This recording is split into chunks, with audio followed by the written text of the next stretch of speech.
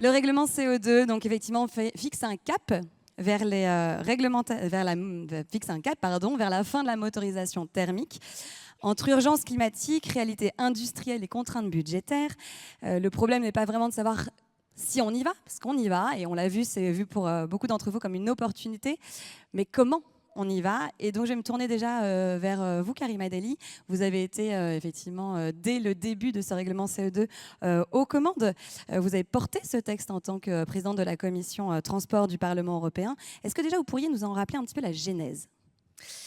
Bien entendu. Bonjour à toutes et à tous. Merci pour cette invitation. Je suis très contente d'être là et de retrouver plein de gens que je connais personnellement.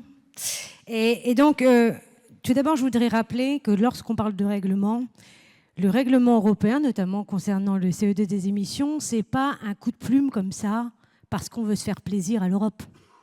Au fait, tous les textes européens, il faut bien le comprendre, viennent et émanent d'abord d'un long travail d'études, d'impact, de concertation, et que l'Union européenne a voulu partir d'un constat simple, mais qui est réel, c'est-à-dire que le transport routier représente près d'un quart des émissions de gaz à effet de serre et il ne fait qu'augmenter. À partir de là, on regarde l'ensemble des transports, c'est 30% des gaz à effet de serre. Seul secteur qui ne réduit pas ses gaz à effet de serre, vous êtes bien assis et vous le savez, depuis 1990. À partir de là, qu'est-ce qui se passe? On est en 2019. En 2019, on a un mot qui résonne. Tout le monde parle du Green Deal, le pacte vert. Le pacte vert, alors on pense que c'est une idée de von der Leyen comme ça aurait été bien, mais non. Le pacte vert naît de deux ambitions. La première, une ambition politique et une pression citoyenne. Pourquoi je dis ça? Parce que nous sommes, et la France est regardée à partir de 2015 comme les leaders du climat parce que nous avons les accords de Paris. Sauf que, à partir de là, nous avons une feuille de route qui est claire, et d'autres pays viennent mettre un coup de canif à cet accord qui est quand même très ambitieux. Tout d'abord, 2017, Trump sort des accords de Paris. 2018, toute une nouvelle génération qu'on appelle aujourd'hui la génération climat sort dans la rue, dit « Vous n'allez pas nous voler notre avenir, il faut que vous fassiez quelque chose, vous les dirigeants. » Et 2018, c'est le drame, c'est le rapport du GIEC. Le rapport du GIEC qui alarme.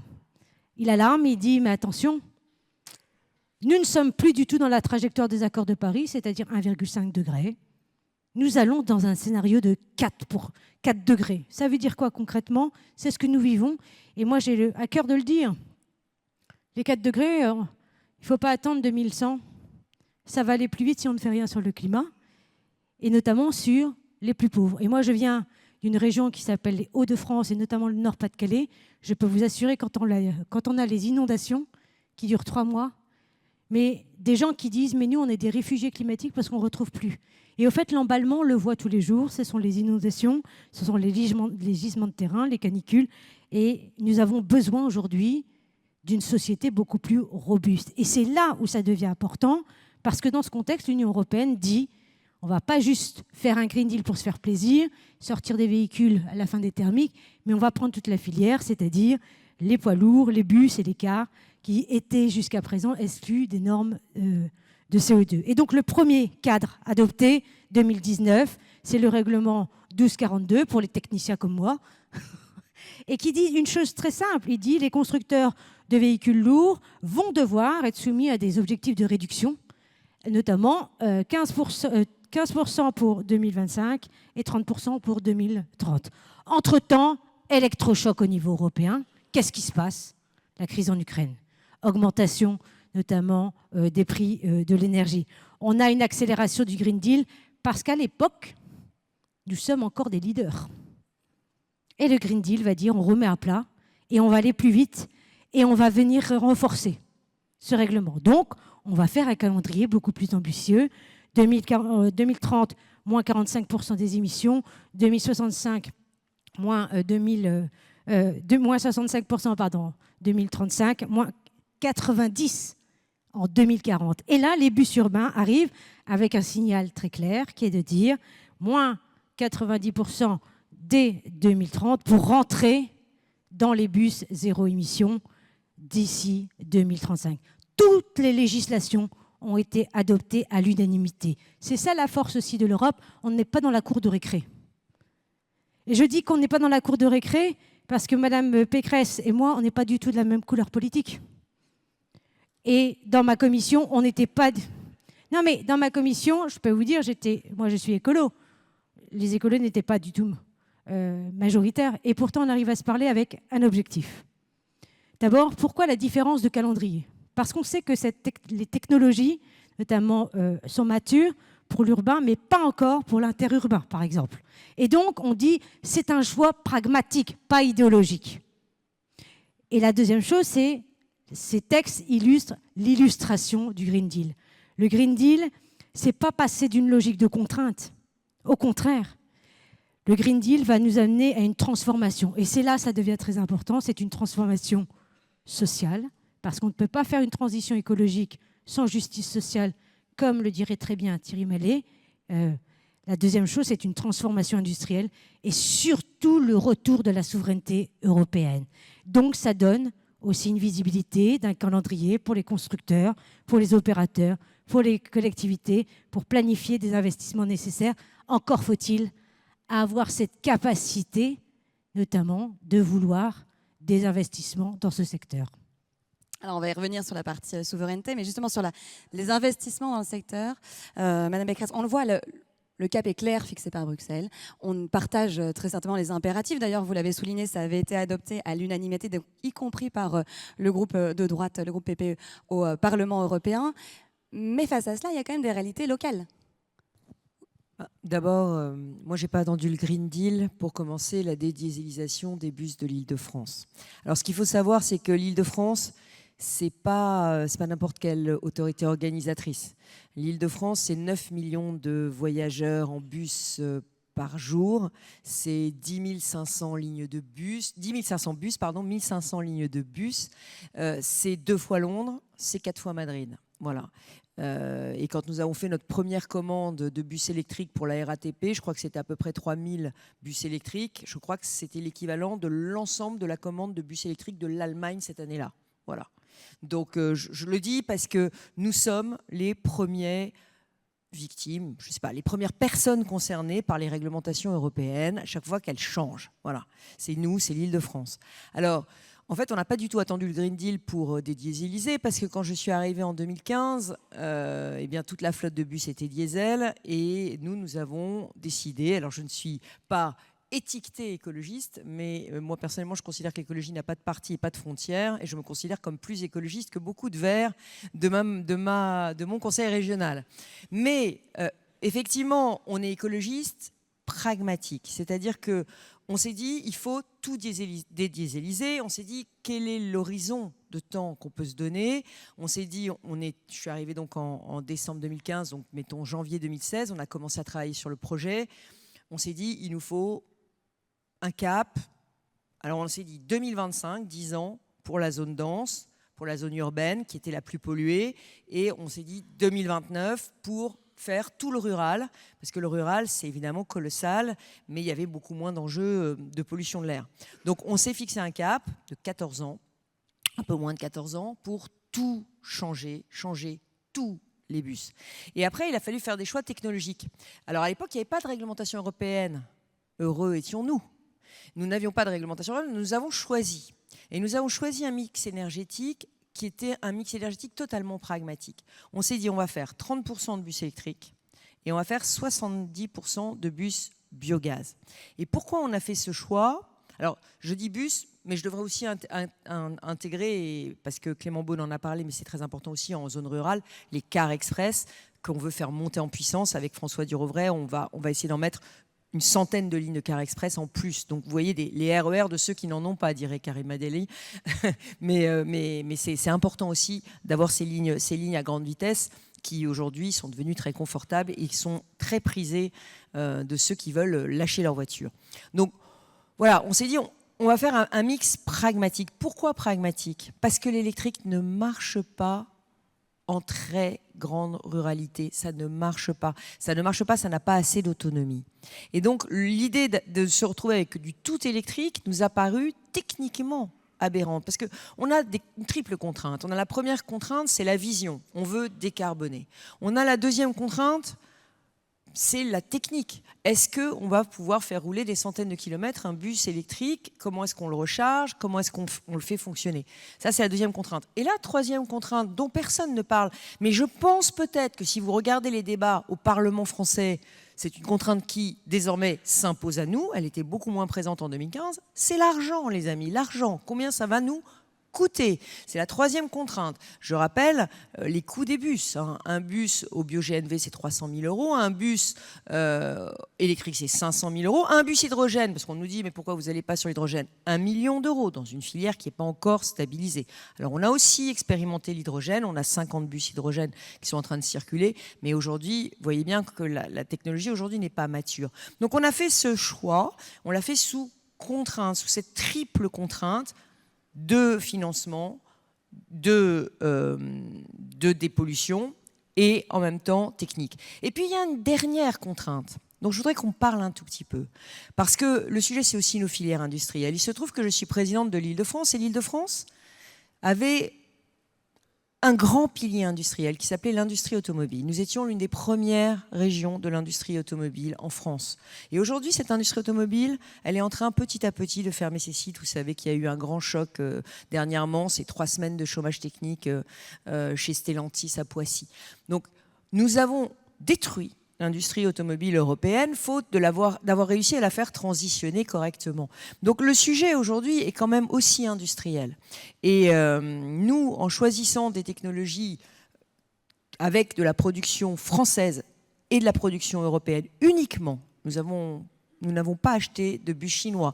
À un moment donné, les bus chinois étaient concurrents sur nos appels d'offres, mais nous avons fait une étude RSE qui a montré qu'en RSE, ils n'étaient pas compétitifs. Et donc, ils ne pouvaient pas prétendre être utilisés en Île-de-France. Mais ça, nous avons pu le faire. Pourquoi? Parce que nous sommes une région puissante et que nous pouvons payer un peu plus cher. Nous ne sommes pas obligés de prendre le mieux-disant.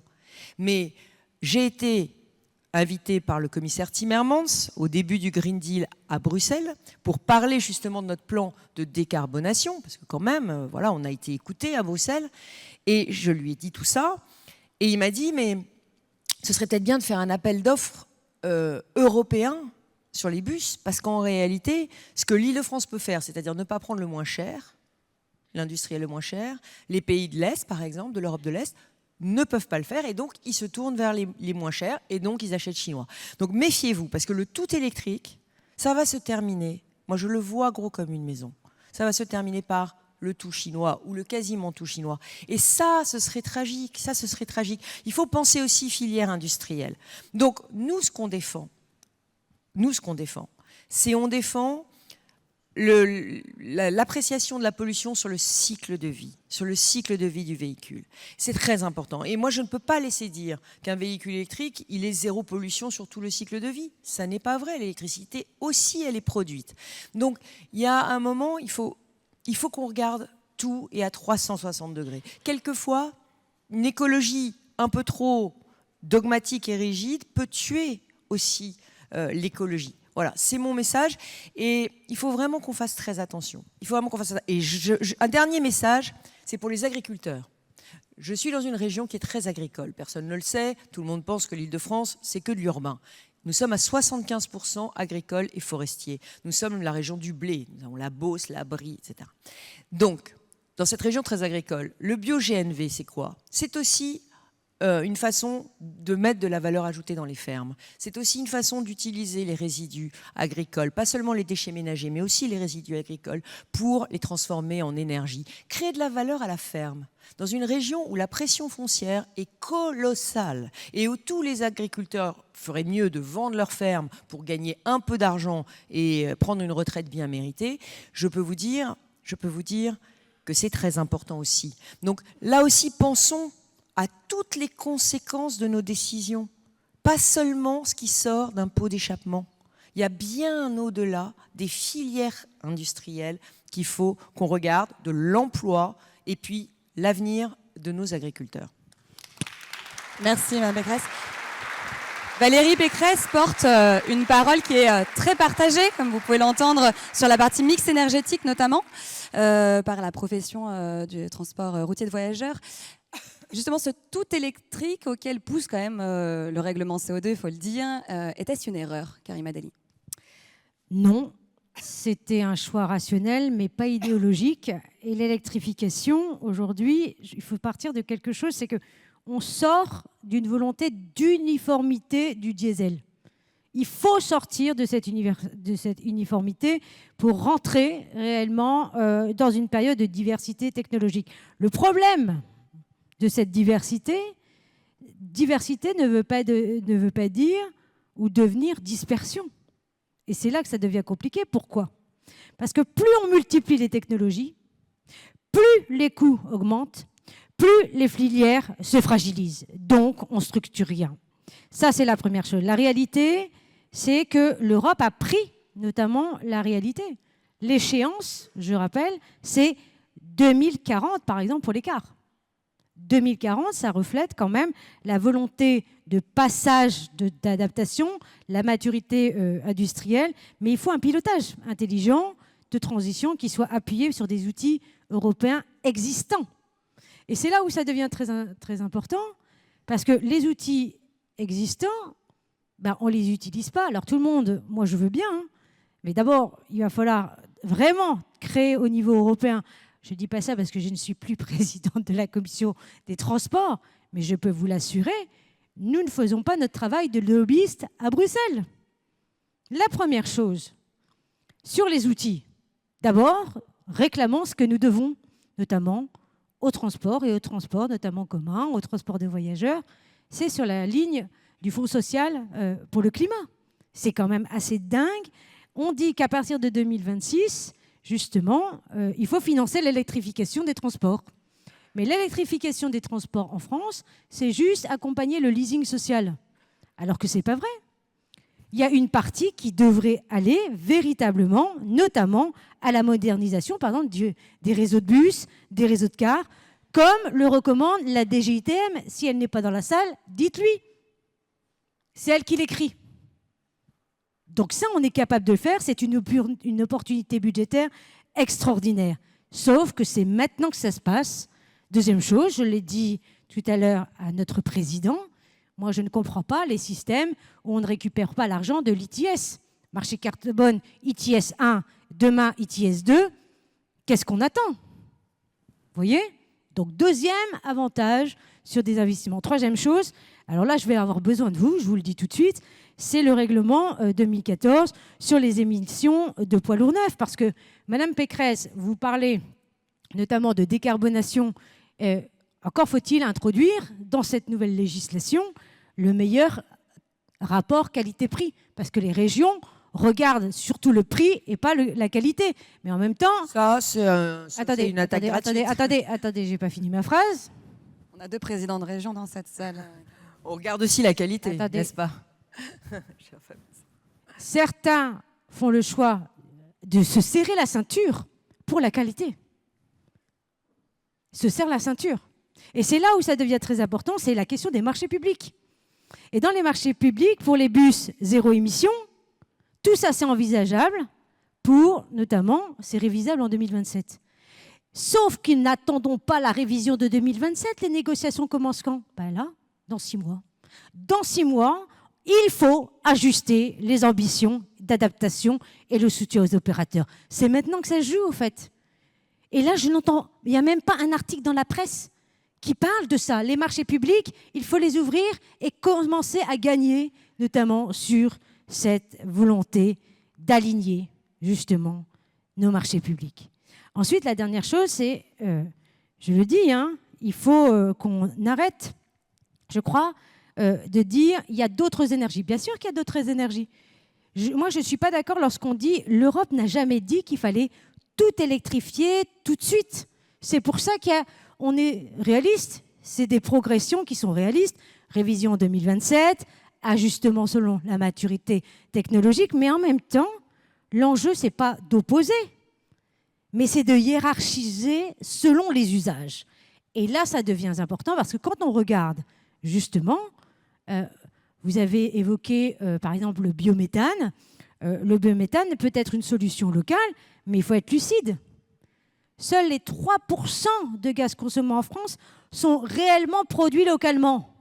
C'est faux. Et donc là, il y a un petit problème. Si vous regardez les chiffres, je peux vous le dire. Et donc, c'est là où le reste repose sur des crédits qui seraient un peu virtuels. Et donc, la part imposée de ce qu'on importe, c'est une vraie question. Et donc là, on doit jouer la question de la souveraineté, la question de la transparence. Et ensuite, tous les choix qui seront faits là, nous devons les assumer. Parce que dans 10 ans, on dira, mais qu'est-ce qu'on a fait? Le réalisme, je pense vraiment, c'est d'investir là où les technologies sont prêtes, tout en gardant des marges de manœuvre pour l'innovation. Mais c'est surtout, et là, ce sera ma dernière peut-être proposition par rapport à d'autres propositions qui arrivent dans le débat, mais moi, j'ai hâte que les collectivités fassent entendre leur voix, comme on a pu le faire à Bruxelles, sur le mandat du bus Made in Europe. Garantissant production locale, durable, créatrice d'emplois. Et ça, je peux vous le dire, on l'attend et c'est possible de le faire. Je vous donne un exemple. Moi, j'ai créé la stratégie européenne du vélo. Dans 5-10 ans, alors tout le monde rigole, c'est du vélo, mais dans 5-10 ans, tous les vélos seront made in Europe. Quand vous regardez toutes les flottes de vélos aujourd'hui, ils ne sont même pas assemblés en Europe. Donc là, il faut se mettre autour de la table pour une feuille de route qui soit claire, qui soit industrielle, qui soit réellement, notamment sur une volonté d'intermodalité, tout le monde l'a dit tout à l'heure, etc. Et ensuite, il va falloir quand même introduire des questions de financement. Et là, la question de financement, je ne comprends pas non plus pourquoi, à un moment où le secteur des transports, aujourd'hui, est très haut sur les émissions, est très haut sur la question de la justice sociale, est très haut sur la question de l'emploi, pourquoi nous n'avons pas la capacité de demander un plan de relance européen? C'est ça qu'il faut faire. N'attendons pas du tout les uns et les autres. Alors, c'est dans cette optique-là que d'autres pays sont prêts. Et sur l'électrification, je tiens à le dire, on n'est pas en avance. Ça, je vais vous le laisser. Pas si tout le monde voit ah oui, au fond de la salle, mais... C'est l'ensemble des pays européens dont les flottes, en 2024, sont 100% notamment électrifiées. Vous voyez, on en est là. Et nous sommes ici. Vous voyez, on n'est pas dans les leaders. Merci beaucoup. Vous voyez, on est juste là. Regardez, hop, électrification, on est là.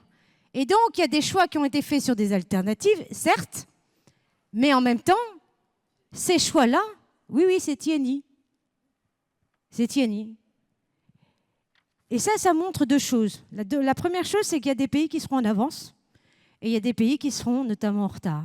Et on ne peut pas avoir, justement, des villes ou des régions WTS. Et la nouveauté, c'est la question des villes. De plus en plus de villes, aujourd'hui, font des choix parce qu'il y a les questions de pollution de l'air, parce qu'il y a une question aussi d'innovation. Un bus sur 3, aujourd'hui, en Europe, par la volonté des villes européennes, est électrique. La volonté réelle, ce n'est pas de se disputer ou quoi que ce soit. La volonté, c'est quel chemin pour arriver au zéro émission. Et le zéro émission nous arrive beaucoup plus vite dans la feuille de route que ce que nous avons prévu. Merci Karima Delli. Vous avez beaucoup interpellé les régions sur... oui, parce que je trouve que Karima, qui pourtant est conseillère régionale, a une mauvaise image des régions. Bah si, parce que vous dites que qu'on réfléchit d'abord en termes de prix avant de réfléchir en termes de qualité. C'est peut-être vrai ailleurs, mais en France, c'est pas le cas. Et par ailleurs, on a une réflexion qui est beaucoup plus à 360 degrés, si je peux me permettre, que juste tout électrique, tout électrique, tout électrique, tout électrique. Pourquoi ? Parce que, alors moi je voudrais comprendre, mais il faudrait aussi m'expliquer un peu Bruxelles. Moi j'ai besoin qu'on m'explique. Pourquoi Bruxelles a dépensé des dizaines de millions d'euros de subventions à m'aider à payer des méthaniseurs agricoles si c'est pour pas produire du biogaz ?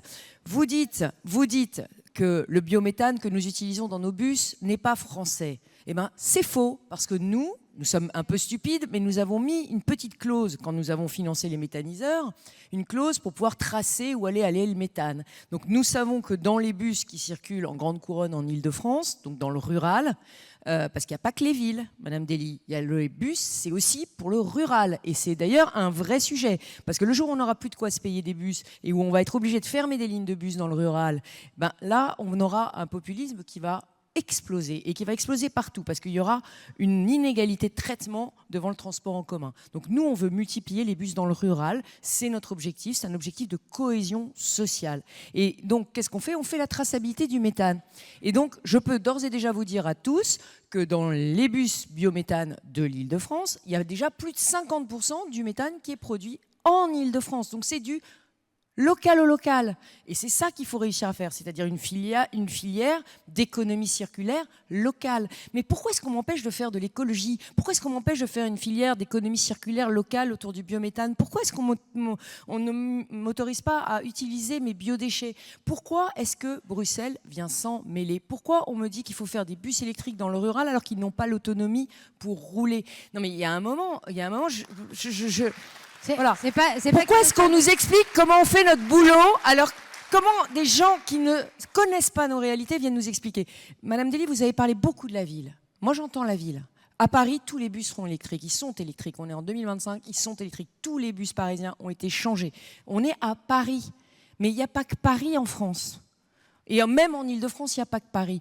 L'Île-de-France, elle va de Magny-en-Vexin jusqu'à Étampes et jusqu'à Coulommiers ou Provins. Voilà. Et c'est là que les bus sont les plus utiles et c'est là que les bus sont les plus décarbonants, si je puis utiliser cette expression, parce que là-bas, il n'y a pas le métro, vous voyez. Donc, le sujet, il est clé. C'est comment est-ce qu'on arrive à décarboner. Alors, je voudrais quand même revenir un petit peu sur les performances des bus au biométhane. Déjà, aujourd'hui, on n'a plus de diesel, nous. On n'a plus aucun bus qui circule au diesel. On a mis des biocarburants à la place du diesel dans les bus diesel. Donc, on n'a plus un seul bus qui circule au diesel. Je tiens à le dire parce qu'on pourrait me dire, vous êtes en retard sur la dédiésélisation. On l'a lancé, nous. Et quand les écologistes dirigeaient la région Île-de-France, ils achetaient des bus diesel. C'est ça, enfin les écologistes, les verts. Parce que moi, vous avez compris que pour moi, vert et écologiste n'est pas toujours synonyme. Donc, ils achetaient des bus diesel, nous on n'en a plus acheté un seul à partir de 2016 et on a mis des biocarburants dedans, donc maintenant on n'a plus un seul bus qui circule au diesel. Mais on va plus loin, on est sur le biométhane. Le biométhane c'est quoi ? C'est 70 à 90% de réduction d'émissions quand même, c'est 50% de réduction de bruit. Voilà. Donc oui, c'est pas le zéro émission dont on rêve, mais c'est une solution vraiment utile, vraiment pragmatique et qui écologiquement apporte plein d'autres choses et industriellement, en termes d'emploi, en termes social, apporte beaucoup d'autres choses. Alors, je ne parlerai pas de la région Rhône-Alpes-Auvergne, mais il se trouve qu'il y a une très belle usine Iveco qui fonctionne beaucoup, n'est-ce pas, avec les commandes de l'Île-de-France. D'ailleurs, elle est victime de son succès parce qu'aujourd'hui, il y a tellement de gens qui veulent acheter européen, heureusement, qu'en fait, on a une pénurie de bus. Moi, aujourd'hui, je voudrais acheter plus vite mes bus, je voudrais les remplacer plus vite, je n'y arrive pas parce que, voilà, on est un petit peu en surcommande de bus et on a des temps d'attente pour les bus. Donc, c'est aussi quelque chose qu'il faut prendre en compte. Ces surcommandes, est-ce que l'outil industriel européen va être capable de produire tous les bus que demande le règlement européen et dans les temps. Comment ça va se traduire si on ne respecte pas le règlement européen ? Est-ce qu'on va avoir des amendes encore à payer ? Enfin bon, voilà, toutes ces questions-là, moi je voudrais qu'on les pose parce que j'ai l'impression que c'est toujours plus. Alors vous dites un plan de relance européen, mais avec quel argent, mon Dieu, avec quel argent ? On n'est même pas capable de payer nos retraites et on va aller faire un plan de relance européen pour les bus. C'est sérieux. Et moi je m'inquiète parce que je pense que les transports, c'est beaucoup plus que des transports. Les transports, c'est de la vie, et c'est de la vie quotidienne, c'est de la qualité de vie, c'est du respect. Et donc, avoir des beaux transports, avoir des bus neufs, avoir des lignes de bus qui marchent, je peux vous dire que, voilà, en tant que présidente de région, c'est mon quotidien. Alors, c'est un peu au ras des pâquerettes par rapport à Bruxelles, je comprends. Réussir à faire circuler des bus scolaires en quantité, voilà.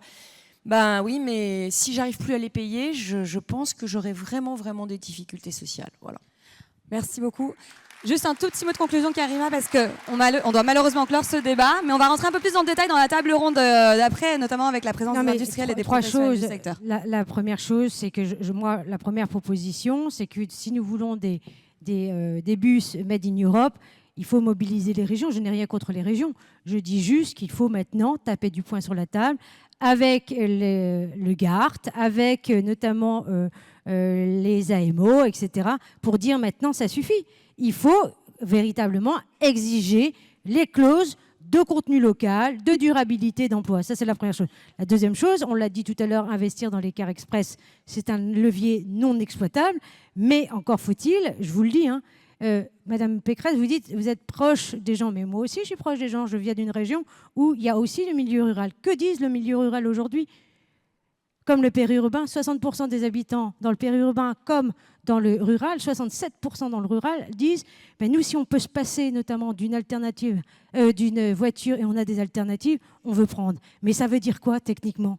Ça veut dire qu'il faut mettre le paquet sur les infras, mais surtout combiner ce qui est à combiner. Le covoiturage, les cars experts, même les TER, etc. Quand on regarde tout ça, véritablement, c'est quelque chose qu'on est capable de faire, sauf que c'est à la fois, il faut répondre à 3 leviers. Un marché industriel qui doit suivre, un vivier d'emploi, parce que justement ces métiers-là aujourd'hui sont à revaloriser et à reconnaître, et une réponse véritablement sociale. Alors moi, je veux bien qu'on dise, oui, l'Europe, machin, etc. Je ne dis pas que dans cette salle, il y en a, mais moi, je l'entends à longueur de journée en disant l'Europe, c'est le blocage, c'est la norme, ça coûte trop vite, ça va trop vite, etc.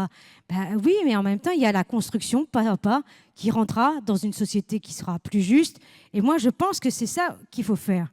C'est véritablement de dire la politique du ouin-ouin, c'est terminé. Comment on se met autour de la table pour avoir des feuilles de route claires, avec notamment des logiciels derrière qui nous permettront de travailler sur l'emploi, de travailler sur le social et surtout sur l'investissement. Merci beaucoup à toutes les deux. On vous met d'accord sur des points qui sont se mettre autour de la table pour travailler pour une mobilité plus juste, qui répond aux attentes des usagers et effectivement l'importance de préserver notre filière européenne. Merci à toutes les deux.